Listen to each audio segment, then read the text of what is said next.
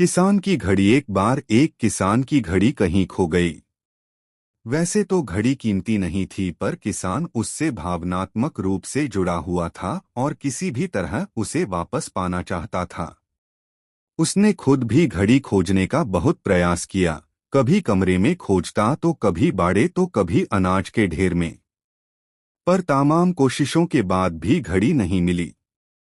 उसने निश्चय किया कि वो इस काम में बच्चों की मदद लेगा और उसने आवाज लगाई, सुनो बच्चों, तुम में से जो कोई भी मेरी खोई घड़ी खोज देगा उसे मैं 100 रुपए इनाम में दूंगा। फिर क्या था, सभी बच्चे जोर शोर दे इस काम में लगा गए। वे हर जगह की खाक छानने लगे, ऊपर नीचे, बाहर, आंगन में, हर जगह। पर घंटों बीत जाने पर भी घड़ी नहीं मिली। अब लगभग सभी बच्चे हार मान चुके थे और किसान को भी यही लगा कि घड़ी नहीं मिलेगी। तभी एक लड़का उसके पास आया और बोला, काका मुझे एक मौका और दीजिए, पर इस बार मैं ये काम अकेले ही करना चाहूंगा। किसान का क्या जा रहा था, उसे तो घड़ी चाहिए थी। उसने तुरंत हाँ कर दी। लड़का एक एक करके घर के कमरों में जाने लगा और जब वह किसान के शयन कक्ष से निकला तो घड़ी उसके हाथ में थी।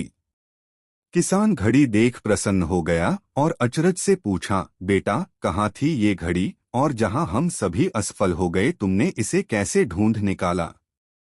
लड़का बोला, काका मैंने कुछ नहीं किया, बस मैं कमरे में गया और चुपचाप बैठ गया और घड़ी की आवाज पर ध्यान केंद्रित करने लगा। कमरे में शांति होने के कारण मुझे घड़ी की टिक टिक सुनाई दे गई, जिससे मैंने उसकी दिशा का अंदाजा लगा लिया और अलमारी के पीछे गिरी ये घड़ी खोज निकाली।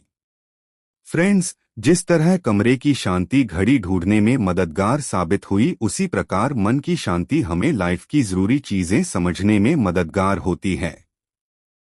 हर दिन हमें अपने लिए थोड़ा वक्त निकालना चाहिए, जिसमें हम बिल्कुल अकेले हों, जिसमें हम शांति से बैठकर खुद से बात कर सकें और अपने भीतर की आवाज को सुन सकें। तभी हम लाइफ को और अच्छे ढंग से जी पाएंगे।